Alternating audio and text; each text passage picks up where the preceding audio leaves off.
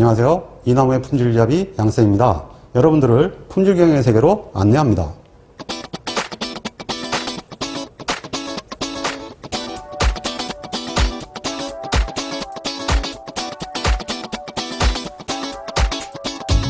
GP직이면 백전백승이다. 품질경영의 출제경영 연구로부터 시작합니다.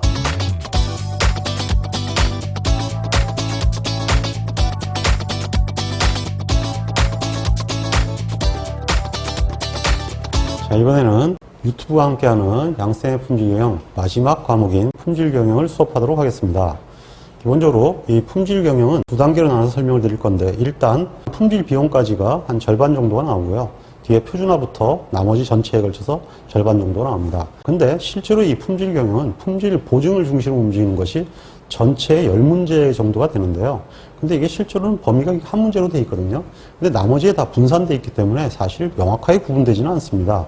그러다 보니까 어떨 때는 뭐 한 한두 문제가 나오는 것 같기도 하고, 어떤 문제는 한 7, 8문제가 나오는 것 같기도 한데, 어쨌든 대략적으로 한 반반 정도 나눠져 있다 이렇게 보시면 됩니다.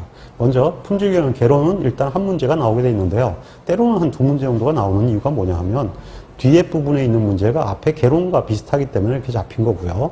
그 다음에 품질 전략과 고객 만족 품질은 기본적으로 한 문제씩 두 문제가 나오게 되어 있습니다. 전략 한 문제, 고객 만족 한 문제. 그리고 품질 경영 시스템은 당연히 한 문제가 나오게 되어 있는데, 과거에는 두 문제가 나왔고 지금은 한 문제로 부담이 줄었습니다. 그리고 제조물 책임이 한 문제가 나오게 되어 있고요. 과거에 나오지 않던 것이 모티베이션하고 서비스 품질인데요. 각각 한 문제씩 나옵니다. 그러다 보니까 이 문제들이 기출문제가 별로 없어서 보면 문항이 굉장히 작은 걸 느낄 건데요. 지금은 두 문제가 나오고 있으니까 이쪽에 학습에 만전을 기하셔서 최소한 기출문제만이라도 몇 번씩 학습하셔가지고 실수하지 않도록 하셔야 됩니다. 그리고 품질 비용은 과거에 한 문제 나오다가 지금은 두 문제가 나오게 돼 있거든요. 그래서 이제 전체적으로 둘, 넷, 다섯, 여섯, 여덟, 아홉 내지 열, 이렇게 해서 10문제가 나오는 거죠.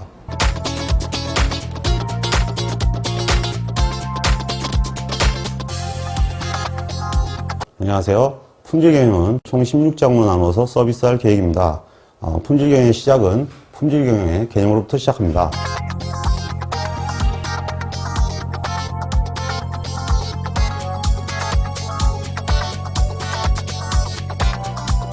제1강 품질경영 개념의 첫 번째 테마는 품질경영의 정의로부터 시작합니다.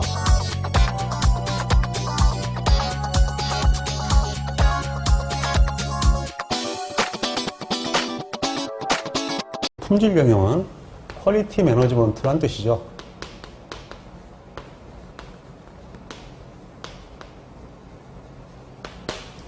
그래서 약자로 QM이라고 합니다. 대략적으로 1990년을 전후해서 만들어졌고요. 이것을 주창한 사람은 크로스비로 알려져 있습니다. 품질 경영은 어떤 활동이냐 하면, 기본적으로 국가에는 헌법이 있는 것처럼 최고 영장자가 먼저 품질 방침을 선포하는 것부터 시작이 되고요. 그리고 목표와 책임을 정합니다. 그리고 타겟이 있어요. 고객. 그래서 전체적으로 고객을 만족시키기 위해서 하는 행위를 품질경영 활동이다 이렇게 얘기를 하고요. 이 품질경영 활동은 4개의 서브 요소로 나눠집니다. 이 서브 요소가 무엇이냐는 질문이 나오기도 하기 때문에 기출문제를 잘 확인해 두셔야 되는데요. 이 4개의 서브 요소에 대한 설명은 ISO 9000의 용어 해설에 되어 있으니까 그때 가서 자세히 설명하도록 하겠습니다. 일단은 품질을 기획하고, 품질을 관리하고, 품질을 보증하고, 품질을 개선하는 건데, 이것이 잘 안 외워지면요, 이렇게 외우시면 됩니다. I, C, 파 이렇게 하면 욕 비슷하긴 한데, I는 품질 개선을 얘기하고요. 그 다음에 C는 관리, 컨트롤, P는 플랜, 기획이죠. 그리고 A는 어슈어런스, 보증을 의미합니다.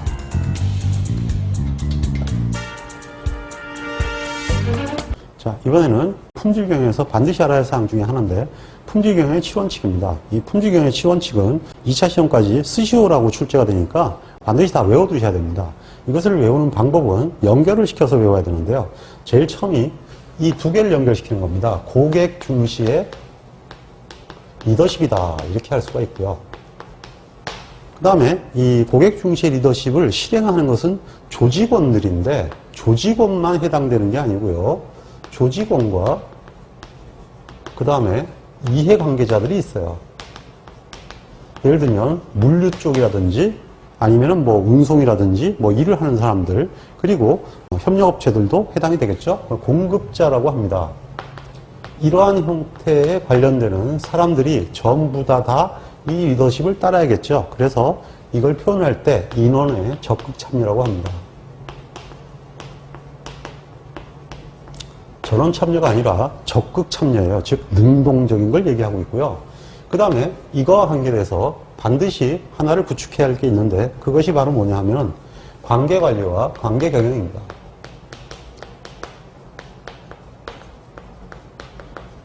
뭐 관리는 관리고 경영은 경영이지 이걸 왜 구분하느냐 그러는데 이유가 있습니다. 이 관계관리는 공급자를 대상으로 얘기를 해요. 공급자는 협력업체를 얘기하거든요. 그러니까 협력업체들이 기본적으로 우리가 움직이는 리더십 그대로 따라와야 된다. 그러니까 얘들이 관리 대상이다 이런 얘기예요. 그러니까 당연히 관계자 관리가 되겠죠. 그리고 관계경영 대상은 누구냐면 고객입니다. 컨슈머예요. 이 고객들은 관리 대상이 아니죠. 고객들을 근간으로 해서 우리가 경영을 해야 되는 거 아니겠습니까? 그래서 관계 경영을 한다는 얘기는 무슨 얘기냐면 고객 중심의 경영을 한다 이런 얘기가 되겠습니다. 그래서 반드시 이건 관계관리, 관계경영이라 해야 되지 둘 중에 하나만 쓰면 이건 틀린 얘기가 돼버려요. 두 가지가 다 대상이 된다 이런 얘기가 되겠습니다. 자, 그렇게 되면 일단 네 가지가 됐죠. 그 다음에 이것이 조직 운영이라면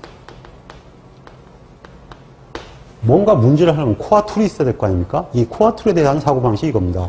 첫 번째가 프로세스 접근이에요. 어떠한 문제를 프로세스로 접근한다는 얘기는 뭐냐 하면은 생산관에서 배우실 때 IPO다라는 거 배우셨죠? 즉 인풋, 프로세스, 아웃풋 이거 가지고 IPO 시스템이라고 했는데 품질관에서는 이 앞에 먼저 뭐가 붙냐 하면은 S가 붙습니다. 서플라이어, 공급자. 그 다음에 뒤에는 컨슈머의 C가 붙습니다. 그래서 C포크라 그래요. 이 C포크 체계의 전체에 걸쳐서 문제를 찾는다. 그래서 프로세스 접근이라고 합니다. 흐름상에서 보는 거죠. 그러면 이 프로세스적인 접근을 통해서 우리가 근본적으로 이걸 개선 활동을 해나가게 되는데요. 이 개선을 하기 위해서는 먼저 무엇인가 근거가 있어야 되죠. 그 근거가 바로 뭐냐 하면은 증거를 기반으로 해야 되고 거기에 따른 의사결정을 해야 된다. 그래서 증거 기반 의사결정이다. 이렇게 얘기를 해요. 자, 이 7가지의 원칙에 대한 연결관계 아시겠죠? 네, 이것은 이렇게 연결관계로 학습해 두시면 잊어먹지 않고 확실하게 기억할 수 있을 거예요. 기출문제를 반드시 확인해 두시기 바랍니다. 자, 그리고 품질 경영을 이해하려면 먼저 품질이 뭔 줄 알아야겠죠? 품질은 뭐라고 딱히 정의하기가 그렇게 쉽지 않은 굉장히 간단한 것 같지만 굉장히 폭이 넓은 얘기가 됩니다. 그래서 이것을 정의하기가 굉장히 까다로운데요. 이것을 그래도 효과적으로 정의하신 분이 가빈 박사입니다.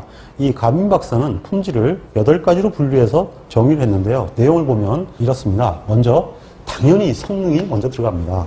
성능이 품질의 제일 비교 항목이고 당연하죠.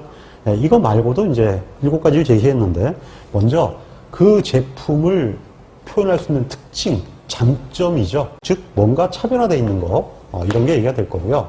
그리고 기본적으로 설비가 고장나면 안 되니까 신뢰성이 중요할 거고요. 그리고 고장과는 좀 개념이 다르죠. 튼튼해야 할 겁니다. 내구성이 필요하겠죠. 그리고 내가 사용하고자 하는 용도에 맞아야겠죠. 그래서 적합성까지 얘기가 됩니다. 그리고 물건을 선택을 할 때 접근성이나 그 다음에 물건을 파는 종업원이나 또는 AS 요원이 얼마나 내 마음에 들게 행동을 했느냐. 즉 세칭, 서비스도 당연히 품질 항목에 포함이 되게 됩니다. 그리고 이제 또 하나는 뭐냐 하면은 본인의 그 취향입니다. 기본적으로 사람마다 여러 가지로 취향이 조금씩 차이가 있는데 그 취향이 고객한테 맞아야겠죠. 네, 그래서 그것을 신미성이라고 합니다. 그리고 마지막으로 무엇보다도 중요한 품질 특성이 하나 있습니다. 그걸 가지고 인지 품질 또는 감성 품질이라고 하는데요. 이 자체가 바로 뭐냐 하면은 명품 같은 브랜드 파워입니다. 예를 들면 외국 출장 갔다 오면 남자들 같은 경우는 발렌타인 30년을 사갖고 왔어. 그거 먹었어. 자랑스럽게 얘기하거든요. 그 다음에 샤넬백 같은 거는 하나쯤 받아야 돼. 뭐 이렇게 생각하는 사회 풍속도라든지 내 차는 에쿠스야. 뭐 내 차는 벤츠야. 뭐 이렇게 그런 형태가 바로 뭐냐 하면 내가 보는 건 좋은 거야. 그러니까 내가 자랑스러워. 이렇게 얘기한다는 얘기거든요. 그러한 형태도 품질의 핵심 요인이 하나인 것은 틀림없다. 그러다 보니까 명품이 나오는 거죠. 그래서 축구도 프리미어 리그가 굉장히 그 돈을 많이 버는 게 전 세계 그 축구 게임 다 팔아먹는 거 아니겠습니까? 이러한 경우도 품질에서 빼놓을 수 없는 장르가 되는 것이 사실입니다. 자, 이와 같이 가빈의 품질과 8가지 차원은 다양성을 얘기하고 있는데요. 간혹 출제되어 있는 문제들이 있으니까 기출문제를 참조하여 학습해 두시기 바랍니다.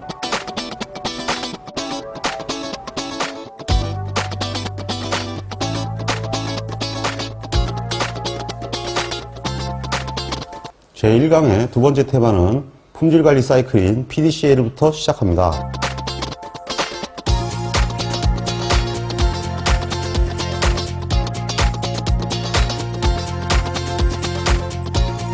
자, 그러면 이번에는 품질의 발전 순서를 보도록 하겠습니다. 품질관리 발전 순서는 슈아르트로 대별되는 SQC, 그리고 파이겐바움의 TQC, 그리고 마틴 항공사의 GD운동, 그리고 크로스비의 QM, 그리고 이제 오늘날 TQM으로 이제 대별이 되는데요. 이건 무슨 얘기냐면, 기본적으로 처음에는 통계적 품질 관리, 관리도나 검사로 시작이 됐어요. 즉, 공정을 중심으로 시작이 됐죠. 그러다가 공정 중심에서 TQC, 즉, 고객 중심으로 넘어가요. 그래서 고객을 어떻게 하면 만족시켰느냐 해가지고 이제 각 부서 전체의 활동으로 넘어가다가 거기서 아예 결함이 없어야 된다. 제로 디펙트적 관점까지 확대가 돼 갑니다. 그래서 이러한 형태에서 아예 경영 전략으로 품질을 최우선으로 놓고 운영하는 QM 개념으로 확대가 됩니다. 그리고 그것이 지역사회와 연결되는 TQM으로 발전하게 되죠. 그리고 오늘날은 아예 전략적 품질 경영이라고 그래서 SQM까지 개념이 확대되어 있습니다. 자, 근데 여기서 이제 시험 문제는 그렇게 뭐 복잡한 게 나오는 게 아니고요. 간단하게 나오는데, 기본적으로 이 순서를 알아야 돼요. 근데 잘 안 외워지거든요. 자, 이게 뚝 잘라놓으면은, 이건 이제 20세기 품질이고, 이건 21세기 품질이에요. 20세기 품질에서는 단어 보면 S, T, G, 영어 단어 순이죠. 그래서 알파벳 순으로 일어난다. 이렇게 알고 있으면 되고요. 그 다음에 이것이 말로 나오면 이렇게 돼요. 검사 품질 시대에서 공정관리 시대다. 이렇게 가고요. 그 다음에 원가관리 시대다. 이렇게 얘기를 하고 있습니다. 아마 이거는 이제 Q코스트 중심의 활동이다. 그 다음에 이거는 이제 검사 중심에서 관리도 같은 거, 뭐 이런 것으로 발전을 했다. 뭐 이런 형태에 얘기해서 점점 상위 형태로 발전했다는 걸 뜻하는 건데요. 기출문제들이 다양한 형태로 출제가 되어 있으니까 반드시 학습해 두시기 바랍니다. 자, 그러면 이번에는 품질에 관한 용어의 정의를 보도록 하겠습니다. 품질에 관한 정의는 논자들이 굉장히 다양한데요. 일단은 생산자 관점과 소비자 관점과 사회적 관점은 나눠집니다. 이 생산자 관점의 대표적인 논자로는 크로스비와 세계지를 들 수가 있는데요. 세계지의 문제가 과거에 조금 출제가 됐었습니다. 세계지는 뭐라 그러냐면 시방과의 일치성이다 이렇게 얘기했습니다. 자, 세계지 이름이 세죠, 세. 그리고 시방과 일치시키는 거예요. 그래서 세, 시 비슷하죠. 예, 이렇게 해가지고 일치하시기 바랍니다. 왜냐하면 어쨌든 생산자, 세계지, 시방과의 일치. 시방 일치하는 거니까 규격에 맞추는 거예요. 생산자 관점 맞죠. 자, 그리고 소비자 관점의 정의는 주란과 파이겐바움의 정의를 들 수가 있는데요. 주란은 일단 품질이 굉장히 중요한 이대학자 중에 한 명이죠. 예, 그래서 주란의 정의가 많이 인용되고 있는데요. 용도의 적합성을 얘기했습니다. 용도는 소비자들이 쓰는 거니까 소비자 중심이라는 얘기가 되죠.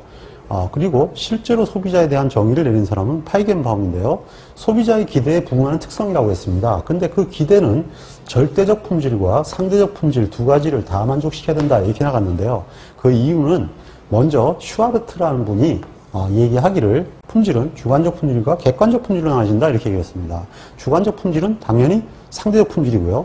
객관적 품질은 당연히 절대적 품질이 되겠죠. 예, 이러한 측면에서 두 가지를 인용해서 발전시킨 이론으로 나눠서 소비자 기대와 연결시킨 것이 바로 파이겐바움의 품질에 대한 정의가 되겠습니다. 예, 그 다음에 사회적 관점의 정의입니다. 이 ISO 9000에서는 대상의 고유 특성의 집합이 요구사항을 충족시키는 정도다 했는데요.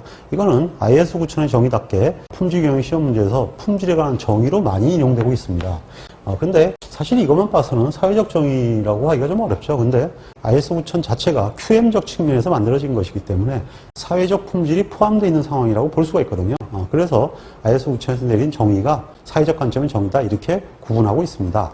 근데 실제로 사회적 관점의 정의는 실험계획법에서 배웠던 다구치의 정의죠. 기본적으로 품질이란 뭐냐 그랬더니 실제로 소비자들이 사용하면서 발생되는 모든 부작용들을 다 포함한 것이 바로 품질의 폐해다. 이렇게 주장했단 말이에요. 결론적으로 뭐냐 하면은 사회에서 발생하는 비용까지가 다 포함된 비용이니까 이것이야말로 당연히 사회적 관점의 정의가 맞죠.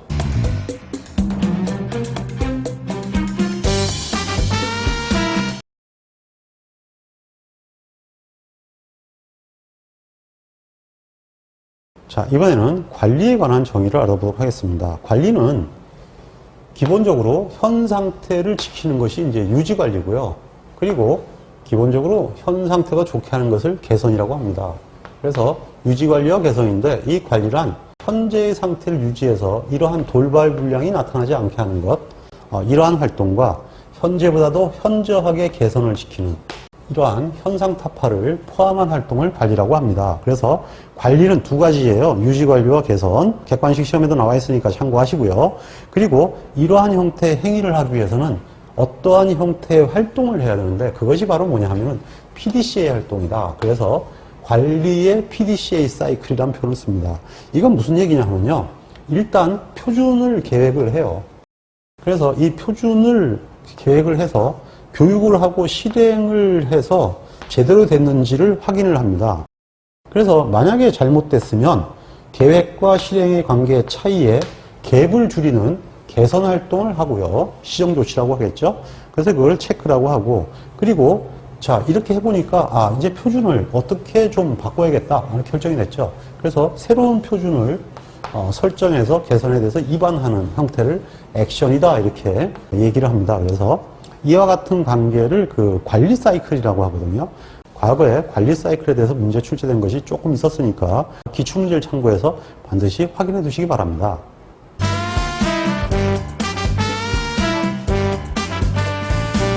자, 그러면 품질관리 정의에 대해서 알아보도록 하겠습니다. 먼저 주란입니다. 주란은 품질관리에 대한 정의를 이렇게 냈습니다. 어떤 표준을 설정하고 이걸 달성하기 위한 모든 수단의 체계다 이렇게 얘기했습니다. 자, 수단 이 말이 나오면은 주란의 정의인데요. 수단 그러니까 아프리카 수단 생각하나요? 네. 주란은 기본적으로 일본이 품질에 대해 굉장히 척박하던 1952년도에 일본으로 건너가서 일본의 품질 관리를 꽃피우는 그런 역할을 하게 되죠. 그러니까 그 척박한 땅에서 모든 수단과 방법을 하지 않고 노력을 해서 일본을 끌어올리게 돼요. 자, 수단 기억하시겠죠? 자, 두 번째는 데밍입니다. 데밍은 슈아르트의 직계제자예요. 그러니까 슈아르트가 통계적 품질관리를 지향한 사람 아니겠습니까? 데밍 역시 기본적으로 SQC, 통계적 품질관리라는 말이 무조건 들어갑니다. 그래서 통계적 품질관리 또는 통계를 활용하여 기본적으로 이런 말이 들어가게 되면 무조건 데밍입니다. 자, 그리고 파이겐바움에 관한 얘기입니다. 파이겐바움은 소비자 중심의 품질이라고 그랬죠. 이것도 마찬가지예요. 품질관리도 소비자에게 충분히 만족되는 품질의 제품을 가장 경제적으로 생산하는 것이다. 그렇게 생산하도록 하는 것이다. 즉 TQC론이거든요. 그래서 소비자, 고객 이런 말이 들어가면 TQC론이 되기 때문에 이것은 파이겐바움의 정의가 되죠. 자, 세 분의 정의 구분하겠죠. 주라는 수단, 그 다음에 데밍은 통계, 파이겐바움은 소비자입니다. 자, 그러면 ISO 8402는 정의가 뭐라고 되어 있나요? ISO는 기본적으로 요건에 대해서 맞냐 틀리냐 하거든요. 리콰이어먼트를 충족하기 위한 수단이다. 이렇게 알고 계시면 됩니다. 기본적으로 ISO에 나와 있는 요구사항들을 리콰이어먼트라고 그래요. 그러니까 요구사항, 요건 이렇게 표현하거든요. 그래서 요건 충족이다. 이렇게 표현을 합니다. 그러면 이번에는 품질에 대한 여러 가지 잡다구리한 사항을 알아보도록 하겠습니다. 과거의 품질학자로는 대표적인 사람이 파이겐바움이었기 때문에 파이겐바움의 얘기가 많이 소개가 돼 있죠. 먼저 파이겐바움이 TQC에서 얘기했던 품질관리의 4대 업무입니다. 이 품질관리 4대 업무는 과거에는 2차 시험에도 종종 나왔고요. 객관식 시험에도 많이 나왔는데 요즘은 이제 좀 뜸하죠. 사실 요즘은 이건 나오면 안 되겠죠. 워낙 옛날 이론이니까요. 자, 파이겐바움은 품질관리 업무를 크게 네 가지로 봤습니다. 하나는 신제품 관리인데요. 신제품 관리는 당연히 표준을 세워야 되는 거니까 품질 부문의 업무가 되죠. 그래서 표준을 만드는 것. 이런 얘기가 되고요. 수입 자재 관리라고 해서 시방에 맞는 자재를 경제적으로 구매하는 거. 그러니까 일단 양품 자재를 갖고 와야 된다 하는 게 이제 두 번째가 되겠죠. 그리고 세 번째는 제품이 양품이어야 돼요. 그러니까 불량이 나오기 전에 미리미리 컨트롤을 해서 고친다. 제품 관리가 기본적으로 핵심이 되고요. 그 다음 네 번째는 뭐냐 하면은 특별공정조사라는 건데, 이건 뭐냐 하면은 불량이 나왔어요. 불량이 나오면 그냥 그대로 생산할 수는 없잖아요. 그러니까 불량에 대해서 원인을 규명하고, 그리고 효과적으로 그것을 개선을 해서 기본적으로 불량이 안 나오도록 하는 행위, 즉 시정조치 활동을 얘기하는데요. 기본적으로 이제 이 활동을 계속 이쪽에다가 반복해서 함으로써 기본적으로 품질을 향상시키는 활동을 하는 거죠. 네, 이것은 정말 초보적인 품질관리부서의 업무죠. 그리고 파이겐바움은 그에 져서 TQC에서 권한과 책임을 고려한 품질 수준이라는 좀 특이한 얘기를 했는데요. 이거 지금도 2차 시험에도 나와요. 근데 이거는 뭐 오래된 얘기는 하지만 그건 나름대로 이게 설득력은 있어요. 이게 뭐냐 하면요. 일단 영업 부문이 고객들한테 스펙을 제시를 해요. 이것을 가지고 보증품이라고 합니다. 용어가 좀 어렵죠? 예, 보증해주는 품질 수준이라고 할까요? 예, 품질 수준의 위는 뭔지 모르겠네요. 자, 근데 여기서 마지막에 이 영업 부분한테 물건을 출하시켜주는 전에 마지막 검사를 하는 게 검사 부분이죠. 검사 표준은 보증품위보다 좁아야 된다, 약간. 그래야 검사품위에 합격한 놈이 소비자들이 샀을 때 불량이 없죠. 만약에 이것이 이것보다 넓거나 같으면은 애매한 것들이 판정이 좀 바뀔 수도 있으니까, 여기서는 양품이라고 나갔는데 거기도 불합격될 수도 있으니까 조금 골치 아파지죠. 예, 수량이 모자라게 되니까 기본적으로 추가 생산을 하게 되거든요. 그런 걸 안 하겠다는 얘기죠.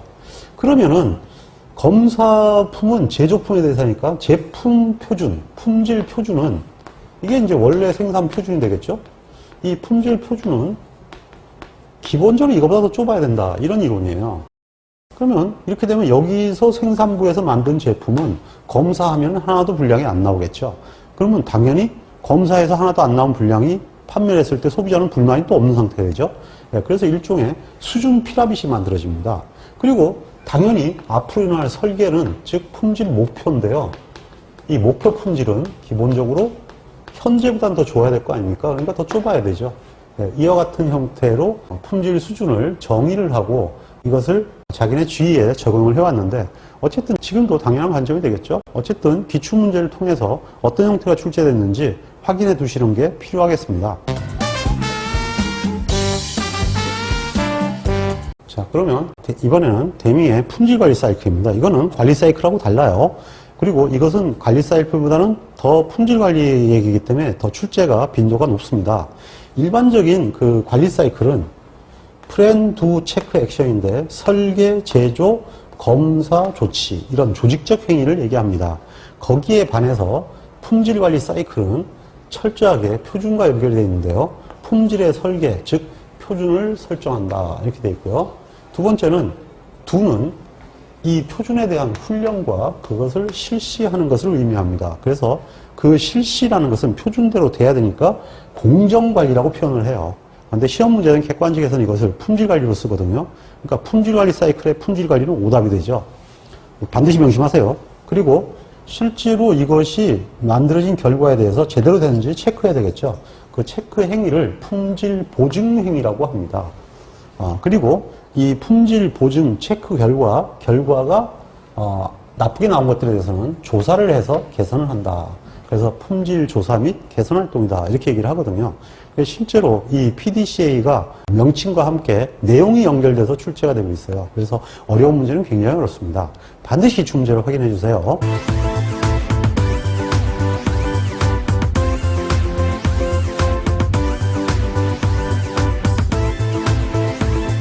제1강의 세 번째 테마는 품질관리 조직의 존재 이유를 알아봅니다.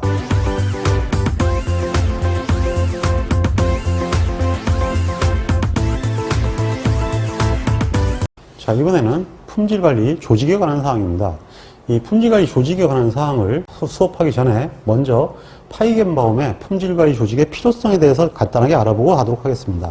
이 원칙 두 개는 파이겐바움이 내린 품질 조직의 필요성에 관한 정의입니다. 무슨 얘기냐 하면 첫 번째로 품질은 모두의 일이다 이렇게 얘기했죠. 왜냐하면 품질은 프로세스 상에서 비즈니스 상에서 모든 일과 연결되기 때문이다 이런 얘기했죠. 근데 그 다음 얘기가 재밌어요. 그래서 아무의 일도 아니다 이렇게 얘기했죠.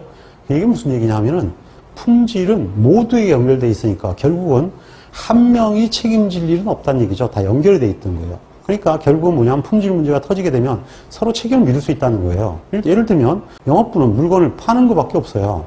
물건을 설계하는 건 설계 쪽이지만 설계는 만들지는 않죠. 그 제조는 설계가 하라는 대로 만드니까 사실 잘 모르는 거예요. 그것이 맞는지 틀리는지. 구매는 그냥 도면대로 사주면 되는 거 아니겠습니까? 그게 필요한지 안 필요한지 몰라요. 그러니까 각자가 전부 품질에 연결되는 일은 하고는 있지만은 사실은 결론적으로 뭐냐면 유기적으로 연결돼가지고 남이 하자는 대로 이렇게 흘러가면서 하는 거니까 실제로 내가 이 문제에 어떤 영향을 치는지 잘 모르죠. 그래서 이러한 형태의 문제를 해결하기 위해서는 최고의 영자가 먼저 각 조직이 어떤 일을 해야 되는지 권한과 책임을 분명히 해야 된다 이렇게 얘기했습니다. 결국은 이것이 절차서를 만들어야 된다는 얘기고요. 그 다음에 여기서 품질 조직 얘기를 하는데요. 이 친구들이 맡은 바 품질 책임을 효과적으로 할 수 있도록 어떠한 부서가 품질관리 부서가 이것을 지원을 하도록 해야 된다. 결론적으로 뭐냐 하면 결국은 이 지원하는 부서가 지원을 잘못하면 이게 잘 못 될 수 있죠. 그 다음에 이 부서가 효과적으로 설계된 것이 잘못됐으면 수정도 해야 될 것인데 그 수정을 적극적으로 하지만 좋은 품질이 나오지 않겠죠. 그러니까 모든 품질에 대한 책임을 지는 부서를 만들어야 된다. 결국은 이런 얘기가 되겠죠. 그래서 품질관리 부서가 필요하다. 자, 품질관리 조직의 필요성 이해가십니까? 자, 그러니까 품질관리 조직은 전체 품질관리 운영에 관한 일종의 사령탑을 만든다 이런 얘기가 되겠죠. 즉 그러니까 품질관리 부서가 기본 전반적으로 품질관리를 운영을 하고 조율을 하는 그러한 기능을 가져야 된다는 얘기가 되겠죠. 자, 그러면 먼저 조직의 원리입니다. 조직에서는 일단 권한과 책임이 분명히 부여가 돼야 됩니다. 권한은 책임과 함께 부여가 돼야 된다는 얘기죠. 그래서 품질관리에서는 반드시 각 조직이 권한과 책임을 먼저 정하는 것부터 시작합니다.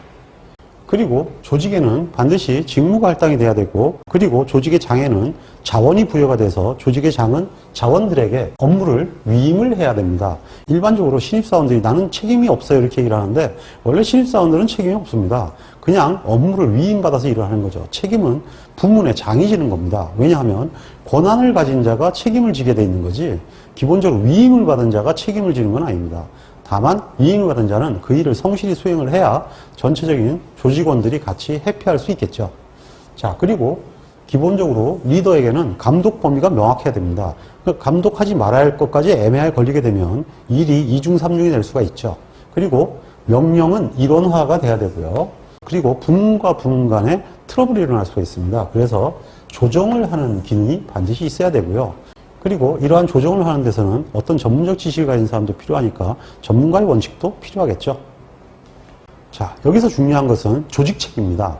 결론적으로 회사의 조직을 품질을 중심으로 재편을 한다는 얘기인데요. 여기서 필요한 세 가지 도구가 있습니다. 일반적으로 조직책으로 외워놓으시기 바랍니다. 세 가지 도구에 해당되지 않는 것은 이런 문제가 나올 수 있거든요. 그래서 조직책 이렇게 나오면 되는데 먼저 조직도가 있어야 되는데요. 조직도는 누가 어디로 구분되어 있는지를 봐야겠죠. 그리고 어느 부서가 있는지도 알아야겠죠. 그래야 기본적으로 업무 분장을 할 수 있지 않겠습니까? 업무 분장이 기술되어 있는 것을 책임 분장표라고 합니다. 이건 조직도하고 연결이 되어 있어야겠죠. 그리고 대부분의 대기업들이 당연히 다 가지고 있는 건데요.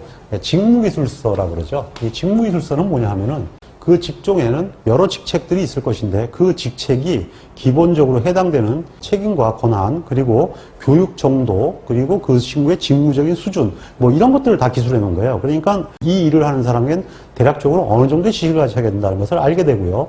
만약에 그 일을 부여받은 사람이 그 능력이 안 된다고 생각이 들면 무엇을 훈련해야겠다 이런 것들을 또 알게 되겠죠. 그래서 실제로 사람들을 훈련시켜가는 그러한 하나의 참고 기준으로 활용할 수도 있고요. 이러한 직무기술서는 조직원의 훈련과 그리고 조직원의 배치에 활용할 수 있는 굉장히 중요한 도구가 됩니다. 그래서 시험 문제는 다음 중 이 내용을 써놓고 이것이 무엇이냐 이렇게 질문하는 경우도 있으니까 기출문제를 통해서 확인해 두시기 바랍니다. 근데 시험 문제는 거꾸로 이걸 써주고 이게 뭐 해당되는 게 뭐냐 이렇게 질문하는 것도 있거든요. 그래서 이 조직시험 문제는 한 두 가지 형태로 문제가 출제가 되고 있으니까 반드시 기출문제를 통해서 확인해 두시기 바랍니다. 자, 그러면 이번에는 조직의 기본적인 형태입니다. 이미 생산과에서 배운 내용이 그대로인데요. 원래 기본 조직은 라인 조직입니다. 군대식 조직이죠. 예, 근데 이 조직은 이미 얘기했지만 리더가 무능하면 굉장히 골치 아프다 그랬죠. 예, 그래서 테일러가 기능식 조직을 만들었다고 했습니다. 이것은 뭐라 그랬어요? 기본적으로 이제 직능 리더들을 두는 거예요. 품질, 공무 뭐 이런 식으로. 그래서 이제 이분들이 각각의 그 전문적인 지식을 가지고 이렇게 지시를 하게 되면 기본적으로 무능한 리더에게는 없어질 거 아니냐. 뭐 이런 얘기가 되는데요. 근데 이렇게 되면 가장 근본적인 문제가 명령의 일원화가 되지 않아서 조직이 완전히 우왕좌왕할 수 있는 그런 상황이 될 수가 있죠. 예, 그래서 이것이 바람직한 것 같지만은 사실상 치명적인 결정을 갖고 있기 때문에 그렇게 좋은 방법이 못 되죠. 이것을 에머슨이 기본적으로 라인은 그대로 두고 이 조직을 스텝으로 바뀌어요. 그래서 라인 앤 스텝 조직이라고 그러죠. 그래서 스텝에 의해서 리더의 조언을 해주는 형태로 이제 진행을 하고 이것이 뒤에 위원회 조직으로 발전을 했다 그랬죠. 하지만 이것도 역시 참모와 라인의 갈등이 생기면 문제가 될 수 있죠. 결론적으로 이런 경우에는 리더의 역량이 중요해집니다. 그 사장이 중간에 이것을 잘 조율을 해줘야지 문제가 해결되지, 잘못하면 스텝과 라인 간의 반목으로 오히려 또 안 좋은 결과가 나올 수도 있죠. 그러면 이번에는 품질관리 시스템의 원칙을 보겠습니다. 먼저 품질관리 시스템은 예방의 원칙입니다. 사전에 불량이 나지 않도록 조치를 취하는 예방의 원칙이 먼저 핵심이 되죠. 그리고 여러 가지 품질관리 도구 같은 과학적 접근을 원칙으로 하고요. 그리고 모든 일의 주체는 라인에 둡니다. 라인이 주체가 되는데요. 반면에 스텝은 원조의 역할을 해야 됩니다. 원조라고 하니까 좀 어감이 안 좋은데요. 스텝의 지원의 원칙이다. 이게는 맞겠죠. 근데 옛날 표현이다 보니까 스텝 원조의 원칙이다. 이렇게 돼 있어요. 그리고 옛날 TQC의 T가 토탈입니다. 그래서 전원 참가란 말을 굉장히 중시했고요. 그리고 품질관리 조직은 종합 조정을 하는 기능을 갖고 있다. 그래서 종합 조정의 원칙을 중시했죠. 자, 이와 같은 형태에 대한 기출문제가 출제가 되어 있으니까 참고하세요. 그리고 이번에는 TQC 추진상의 요건입니다. TQC는 아주 오래전에 했던 활동이니까 이게 뭔 필요가 있냐 하는 건데 사실 TQC가 제조 부분 중심으로 하는 활동이니까 지금도 제조 부분은 다 있잖아요. 그러니까 제조 부분이 무엇을 해야 되느냐 이런 관건으로 봐주기 바랍니다. 제조 부분은 일단 현재 직원들의 그 의식이 품질 중심으로 바뀌어줘야겠죠. 그러니까 내가 그냥 완전히 다 밥만 먹고 산다 이러면 안 되고 내가 어떤 사회에 기여를 한다 이렇게 사고방식을 가져야 되고요. 그리고 제조 부문 내 조직 간의 협력 체계가 구축이 돼야 된다는 건 뭐냐면 책임과 권한이 명확화돼야 된다. 그러니까 이 얘기는 먼저 절차서가 확보돼야 된다 이런 얘기가 되겠습니다. 그리고 바로 앞에서 얘기한 대로 TQC 활동의 주체는 분명히 라인이라는 거고요. 품질관리부는 어디까지나 지원 조직이라는 거죠. 그리고 관리기술과 고유기술이 조화돼야 되지 관리기술만 갖고 얘기해도 안 되고 고유기술만 갖고 얘기해도 안 된다. 이건 당연한 거죠. 그리고 이제 어쨌든 일을 진행할 때는 반드시 파레토의 원리에 의해서 중점 관리의 사고죠. 그래서 이렇게 나누는 것을 층별이라고 그러죠. 층별해서 일단 효과가 큰 품목부터 먼저 추진하는 것이 개선활동의 수순이 될 것입니다.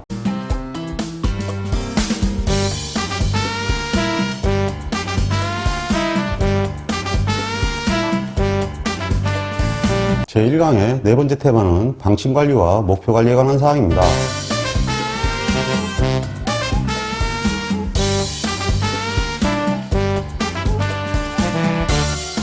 그리고 일본에서 만들어진 1970년대 기법으로 빼놓을 수 없는 것이 방침관리라는 것이 있습니다.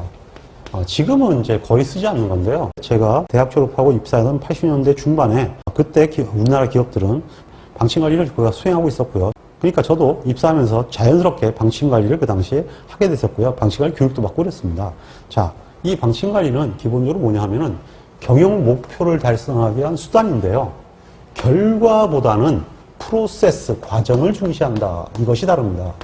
결론은 이건 무슨 얘기냐면 당시에 미국의 목표관리라고 있었는데 이 목표관리가 결과 중심의 관리 방식이었는데요. 일단 그 일본인들이 생각하기에 그거 아니고 기본적으로 과정도 중시해야 된다. 이렇게 생각을 하게 된 거예요. 그래서 결과를 무시한다기보다는 과정도 중시하는 형태의 활동으로 생각한 것이 방침관리였다. 이렇게 되어 있습니다. 그래서 방침관리는 매월, 매 분기마다 맨날 방침 보고회 하고 자료 만들고 막 그랬었어요. 그러니까 너무 과정을 중시하다 보니까 페이퍼가 굉장히 많았죠. 어쨌든 간에 이 방침관리를 전개하는 방법은 방침을 먼저 세우고요. 연도 방침 그래가지고 방침과 함께 목표를 세우는데 이 목표는 QCD를 중심으로 세웁니다. 이 QCD를 중심으로 세우는 것을 기능별 관리라고 합니다. 그래서 품질력 측면에서 목표가 어떻게 되고 원가 측면의 목표가 어떻게 되고 그 다음에 납기 측면의 목표가 어떻게 된다 이렇게 세워요. 그래서 이것을 기본적으로 전사 시책을 만들어 가지고 내려보내면 각 부문들이 부문별 시책을 만들어요. 그래서 이 부문별 시책을 만들어서 이것을 각각 부문들이 전부 이것들을 맡죠. 그래서 이것을 분담해서 진행하는 그러한 형태의 관리 방식으로 접근하는데 이것을 기능별 관리라고 합니다. 기능별 관리는 굉장히 어려워 보이지만 실제로 기출문제가 뚜렷이 나와 있는데요. 무조건 QCD 얘기가 나오면 기능별 관리입니다. 그리고 이 자체는 그냥 목표를 가지고 TFT로만 진행하는 것이 아니고 각 부문들이 전부 다 참가해서 역할을 나눠서 진행을 하죠. 근데 기본적으로 이 부문들이 이 역할을 하는데 일반적으로 그냥 할 수 있는 것들은 일상관리죠. 예, 일상관리는 이거는 기능별 관리라고 안 하고요. 일상관리는 그냥 쉽게 할 수 있는 거 아니겠습니까? 그래서 이건 그냥 부문이 알아서 한다 그래서 이건 부문별 관리라 그래요.